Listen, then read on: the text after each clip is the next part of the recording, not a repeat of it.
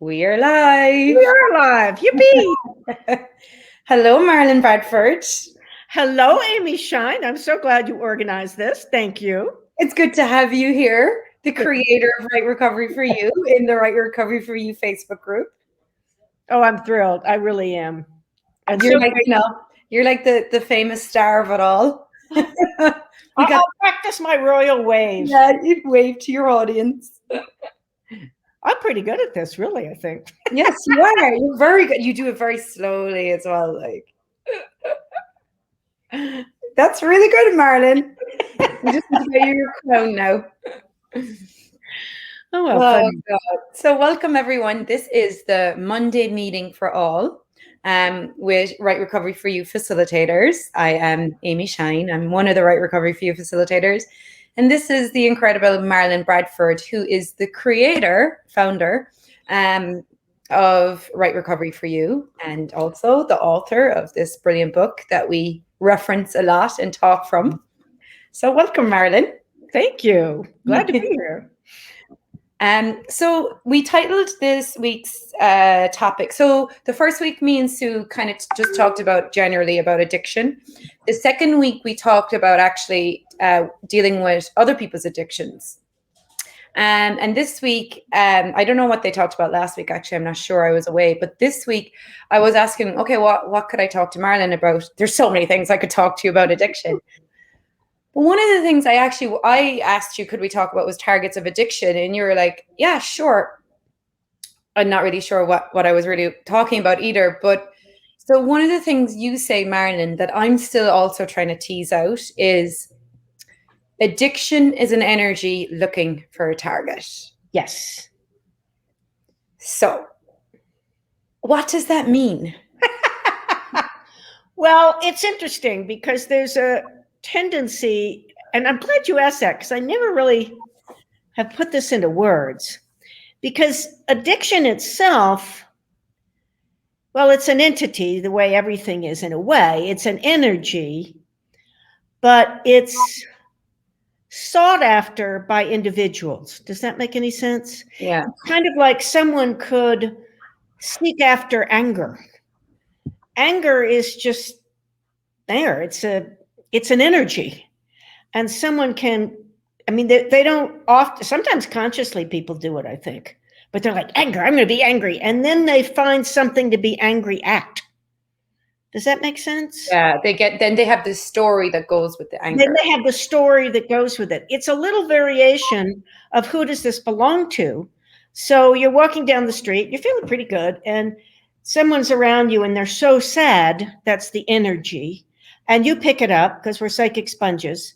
And then you go, oh my gosh, I'm so sad. And then you find something to attach it to.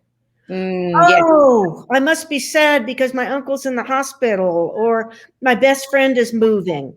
Well, that's very similar with addiction. It's in and of itself, people are looking for an energy of escape, an energy of tamping things down, an energy to not be aware and feel what they're aware of and what they're feeling, an energy of, I don't know how to cope with this. No, that's not the energy. But the thought is, I don't know how to cope with this.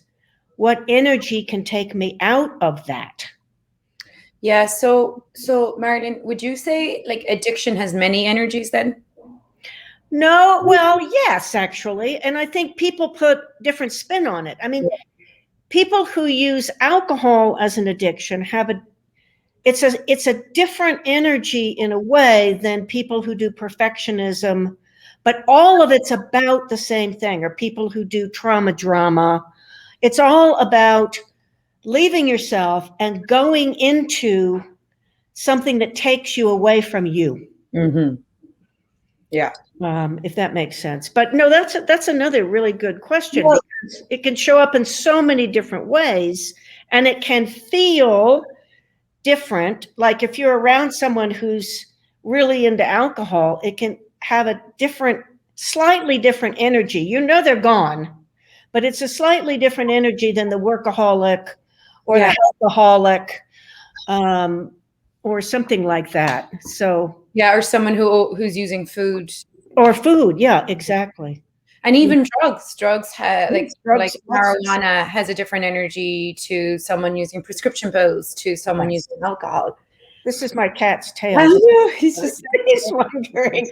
Well, and also, what was I just? Oh gosh, I just had another thought about something. Well, like an addiction to right or wrong, that's got a different energy too, and people don't get that. That's one of the main addictions of this reality. And one of the things that came up in the last SOP was addiction to thinking. Yes, I heard that one. Yeah. Wayne was talking, and he was talking about his addictions, and I was like, I didn't have that one. I wasn't like that. I was like, I don't have. And then I was like, what are my addictions? I was like, I don't have any of these. And then Monica came on and started talking about the addiction to thinking, and I was like, that's my addiction. Right? The mind is just going. And the mind takes us out of being present and takes us out of being aware. And that's what addiction does. It takes us out of being present. It takes us out of being aware. It takes us out of us. You cannot be and be in addiction at the same time. Wow. I'm going to say that again. You cannot be and be in addiction at the same time. Right. So what I was looking at before, like I was teasing this out in my head before we got on, I was like, so you say underneath every addiction is the addiction to the wrongness of you. Yes. Right? The judgment of you. So it's like, okay, if addiction is an energy that just is in the world, it just exists in the world. Yeah. Right? It's here. Like you said, anger is here, sadness is here. They're all different energies that are here in the world. And we come in as, beings come in and embody this reality. We embody all of that, really, right? Well, as an infant, probably. It depends how early on the projections of wrongness, because they can come into the womb. So it kind of depends on where you're born into. And if you embody this whole reality, you embody all of it. So you're aware of it, whether it's in your house or not. It's part of reality. Like, it's like we don't come in with judgment. We learn to judge. We learn to judge. Yeah. So if addiction, underneath every addiction is like the judgment and the wrongness, addiction exists because there's judgment. Yes, absolutely. Without judgment, there's no addiction. So it really starts with the judgment. Yes. And then we grow up, and then the judgment. And one of the things I was looking at too is like, okay, well, when my brother died, that was when I started to like look for things to get me away from what I was aware of. Right. And first, I remember it was like I was doing college, or I was in my last year of school. We call it secondary school. It's like your leaving cert. And I remember I became obsessed with studying. Like I just studied all the time, over and over and over. Like that was my, I guess, addiction. That was my taking me out of me. And the minute that ended, the minute my exams were done, like I think nearly immediately I started smoking weed. So then that became my new, like, but I was looking, I was like, well, what was I trying to do? And it's like, oh, I just wanted to get away from what I was aware of. Exactly. It wasn't so much judgment, even though maybe it was just a different form of judgment. Well, there was a judgment that you couldn't handle whatever was going on, or that it would crush you, or what was the judgment? Oh, it was too much. Yeah. It's too much to be aware of. Yeah. Wow. So all addiction really does stem from that kind of energy then of like not wanting to deal with what, or the point of view that you can't deal with what you're aware of. Yeah. It's not even not wanting. It's that you can't, that you're small, that you're too small. And that's what wrongness of self is, making yourself really much smaller than you are. And that's what most of it, you were talking about, it's too much. But Amy, how much were you judged at that you were too much? A godzillion times. Yeah, God. So you're judged that you're too much, and you internalize that, and then other things out there become too much. Too much. Wow. Yeah. Wow. Whew. So that comes back to the antidote to addiction is being you. Absolutely. Being different, being weird, being out there. being present Being with present. what is an interesting point of view. Yeah. Everything is just an interesting point of view, and you're present with it. And the other thing, the other antidote to addiction is question. Not, the whole thing, I want a blue BMW, but what is this? What is it? What's going on? What's actually, what is this? What can I do with it? I have some body stuff going on, and I had concluded that it was something. My doctor was like, I think it's this. I'm like, oh, must be. And when I was listening to a different ESB in the middle of the night, and all of a sudden it occurred to me, oh my gosh, I'm not in question. I'm like, buddy, what's going on? And it changed so much. And I realized that when we narrow it down, that's a conclusion, and it keeps us from the question. It keeps us from what is. Conclusions keep us from what is. So I had some stomachy things, and all of a sudden I got the image of Yellowstone. I'm like, oh my gosh, am I like, it's just like, am I aware of volcanoes in Yellowstone? And is Yellowstone about to go off, Marilyn? Pardon?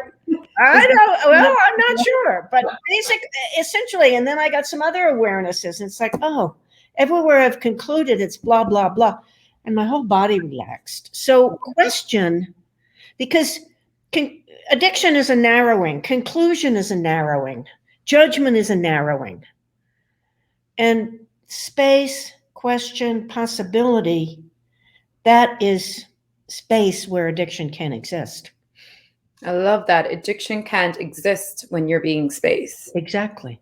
But when you, like you said, like go into the judgment of you, the wrongness of you, or I can't handle this, this is too much, I'm too much. That's where addiction, that's where then you become the target for addiction. Well, it's more that, okay, you have infinite energy, right? I mean, just amazing potency. Whew, that's why you were judged as too much. Yeah. When you contract, imagine taking a thunderstorm and contracting it down to a bowling ball. You talk about not being able to handle it. And that's what occurs with most people. The wrongness, everything else, they contract down, and there's way too much energy potency to be able to be so contracted. So it's like, help me get away from this. It's often not even what appears to be on the outside causing it. It's much more like you just can't put that many volts into a tiny little thing. Wow. Wow. So what are some tools we could give people? So like they're like people are walking around every day feeling like they're too much, they're not enough, they can't handle this. Mm-hmm. And like you are walking through the world and that shit hits you like a brick. And then you're like, okay, now I want to go have a drink, or now I want to go smoke, or now I want to go eat. What tools can we give people in those moments to recognize like that energy and what the energy of addiction is and how it hits you? Well, one of the things that I tell people is put it off for 20 minutes or half an hour. I love that one. Yeah. And part of that is it does two things. One, and then use that time to expand out, to go out in nature, to be by yourself, to ask questions like, what else could I choose right now? And to not make yourself wrong, even if you do choose to go have the gallon of ice cream. And the other thing it does is it lets people know that they do have choice. If you can put it off for 20 minutes, you have some choice here. It's not greater than you. And that's a really helpful thing for people to know. And then if you do choose to do it, it doesn't work so well if you're taking like methamphetamines, but if you're eating ice cream or even having a drink or just, I got to work on this, do it with awareness. Be present with it. I think I've told the story before. Well, I know I have, but where I had a client who was having issues with alcohol, and she's like, but I'm going out for Mexican food. This was in Texas, where we took our Mexican food very seriously. And she said, I always have a margarita with Mexican food. So I said, okay, have a margarita, but drink it with awareness. Pick it up, smell it, have a very small sip, notice what it tastes like, notice how your body reacts to it. So she said, I can do that? I'm like, yeah, just try it out, She came back the next week. She said, I realized I don't even like margaritas. I would just gulp them down because that was the habit. And that's another thing. The more awareness you can bring to what you're doing, the more possibility you can begin to have more choice and change and all of that. But most of us go to our addictions to just kind of surrender to them, and by that surrender, you're making it greater than you, as if you don't have choice. Yeah. So I think that engulf you. I actually done that many times. And when I delay the wanting to have a drink or delay the whatever, I usually forget then. Exactly. You get involved in something else. You do something else, you're like, oh, I don't even want that anymore. Okay, great. Yeah. So I just want to ask something more about the targets of addiction. So if addiction is an energy looking for a target, are we the target, or is it? No, the thing that we choose is the target. The thing we choose. So if we choose to make ourselves less than we become a target. Yeah. Choose to judge ourselves, we become a target for addiction. Yes. Choose to be pathetic. That's a really good one, because people love to drink in their self-pity, right? Oh, absolutely. Choose to be a victim. Yeah, a victim. Wow, that's a big target. That's a big target. See how everybody mistreats me? It's horrible. What else? What else would make us a target? Like, what other behaviors that we choose make us a target for addiction? Well, living in the past or the future, not being present. Well, living in the past, and then I suppose worrying about the future. Yeah. From the past. Yeah. And that's back into the mind. Back into the thinking. Yeah. Back into thinking makes you a target for addiction. Sure. I think it does too. When my mind's going, I'm like, oh my God, give me a drink. Yeah, exactly. How do I slow that? Yeah, exactly. Thank God for access bars. Now I'm like, get my bars run. Oh, bars are a wonderful thing. And because so much when people, like, I need a drink, I need a cigarette, a lot of that is picking up other people who want a drink or a cigarette or whatever it is. So get your bars run and dissipate those thoughts, feelings, and emotions that aren't even yours. Not even yours. Yeah, exactly. Yeah. So that's and also talking about, if you're talking about your craving or your addictive behavior while you're getting your bars run, that helps a lot. Oh, okay, good. Yeah. And if you take the bars class, there's also a process you learn for getting you out of loops that you get stuck in. Yeah. The trifle, that really has helped you. That really helps so much. And you can tell people they don't have to even say it out loud. It's if you're just lying there getting your bars run, you go, I really want to drink. Gosh, I'm judging myself. I'm drinking too much. Because those are also articulating the thoughts of other people. I'm going to have my husband's bars later and ask him what his points of views are about his drinking. So, anything else, targets of addiction that people, it's just because I get that when we have this information, we're more aware of it. Yes. Then you might catch the judgment quicker, or catch what about being around family? Oh, that's like a whole 8 Facebooks, but that's a whole series. That's a whole series. Exactly. Because being you in the presence of family can be tricky. But one of the other things that I wanted to say is be aware of positive judgments too, even when they're projected onto you. I had a client once, and she was this gorgeous woman. I mean, and she was about this big around, but she had a figure and all of that. And she was like, because everyone judged her for being gorgeous and having a perfect, almost Barbie doll figure. And she wasn't like obsessed with Barbie. That was not her thing. Yeah. She was like, I gained 1/4 of an inch on my thigh. I'm like, hey. Neutral expression, Marilyn. But she identified with the positive judgments about her. And that became, then her body, the perfection of her body became an addiction. Oh, wow. Yeah.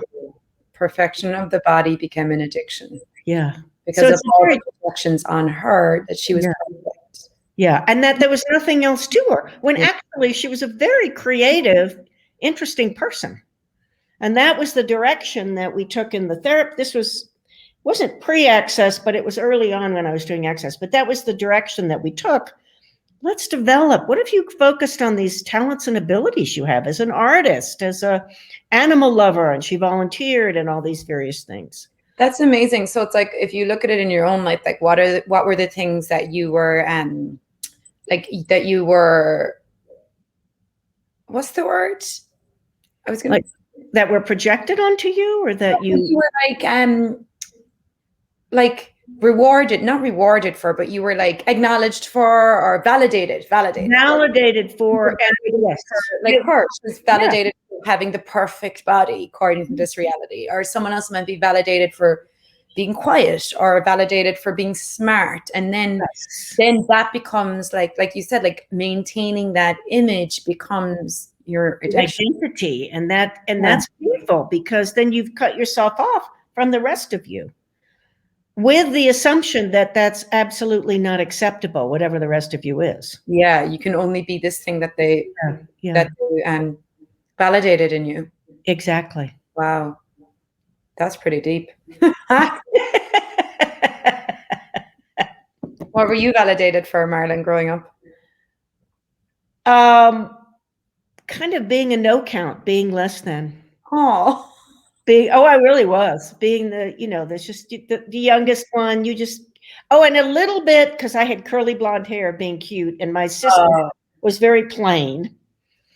Truly, those were the main things I was validated for. Wow. Mostly my parents didn't really see any value in me at all.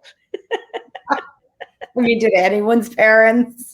I know, seriously. They couldn't see the value in themselves, never mind. Yeah, so they didn't see the value in me. But I remember, it doesn't even matter. Yes, even when I was an adult, that was, you hang out, you take care of your mother. And I just got my second master's degree. That's nice. What's for dinner? Oh.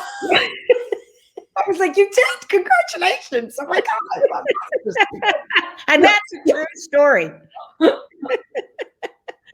Yeah, it's funny. I laugh. When my dad calls me, all he ever asks me about is, how's my car?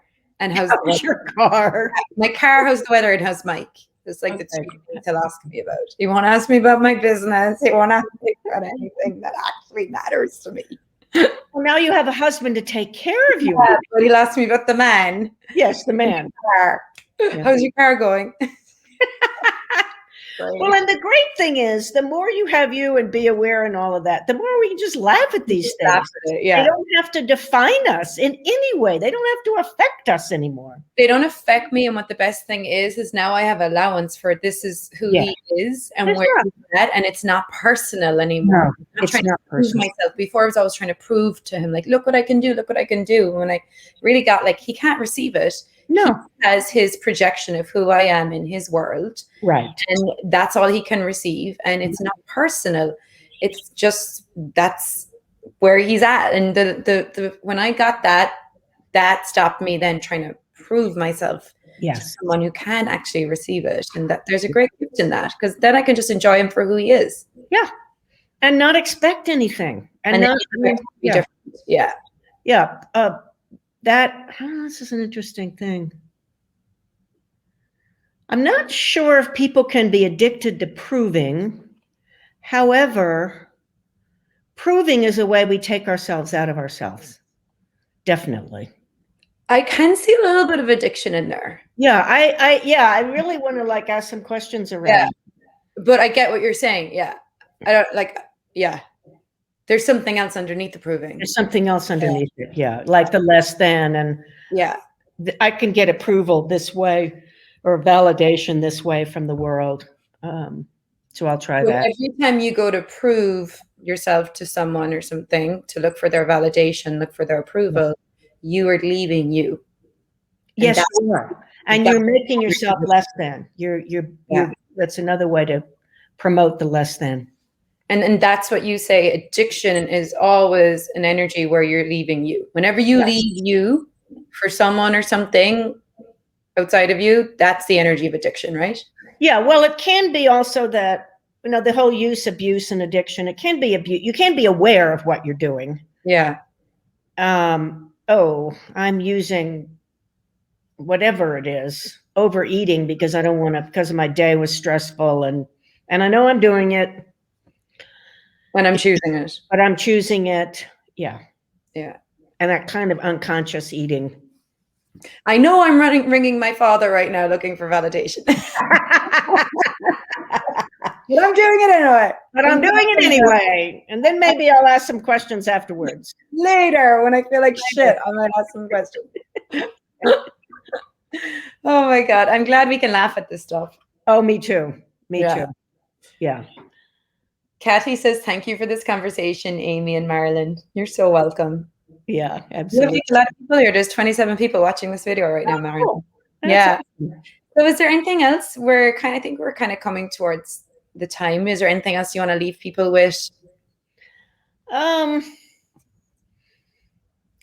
question that comes to mind is, what's right about you you're not getting? Constantly. And notice where your energy is. I mean, this is like this morning, I was like, I gotta do this, and I'm like, wait, stop. What is that energy creating? Because we'll choose an energy and go down that path, and then it will create anxiety and a desire to get away from things and this and that. I'm like, okay, because they're energies like gratitude and allowance that if you choose those, if you be those, you can't really get into that addictive energy. So I'm like, okay, so what am I grateful for? Oh my gosh, I'm going to Mexico. I've got time. I'm pretty well prepared. I'm going to see friends. I took a walk. My kitties are good. And building up that energy of gratitude. And I get to do this, not I have to do this. Because organizing and packing is not my fave. But I love that. So you just said something there. So gratitude and allowance are an antidote to addiction. Yeah, absolutely. That's brilliant. We're really into gratitude, and not just for things, but seeing the gift in everything. Yeah, you're alive today. Like you. Yeah, exactly. Yeah, I love that. The electricity's working. I have a roof over my head. Yeah. Valentina wrote, thank you so much. This is pure gold. You're so welcome. Greetings from Mexico City, embracing me every day. And yes, come to Mexico, please. Yes, well, I'll be there tomorrow with all things. Theoretically, I'll be there tomorrow. Yeah, we have certified facilitators in Mexico this week. But have you done Right Recovery for You in Mexico, Marilyn? I have not. I've talked to some people, but it's not actually transpired. But I'm looking forward to it. Yeah, absolutely. Do we have some Spanish Right Recovery for You? Yes, we do. We do. And we have. It's interesting. We have people in Dr. Sarah's in El Salvador, and then we have someone I think in Venezuela, and there's a wonderful woman who only speaks Spanish, so I always have to have an interpreter. Mm-hmm. But we do have Spanish-speaking Right Recovery for You facility. Do you have the book in Spanish? Yes. Okay. Spanish, Italian, German, and French. And it's just important to note that the Right Recovery for You facilitators facilitate intro classes and the 1 day Right Recovery for You. And Marilyn is the only one who facilitates the 2.5 day Recovery of You with Ease class. So that is a wonderful class too, if you haven't taken it with Marilyn yet and you want to delve more into the Right Recovery for You topics and the depth and breadth of this work. It's pretty deep and it's very rewarding. You. It should be, and hopefully empowering. It's very empowering. Yes.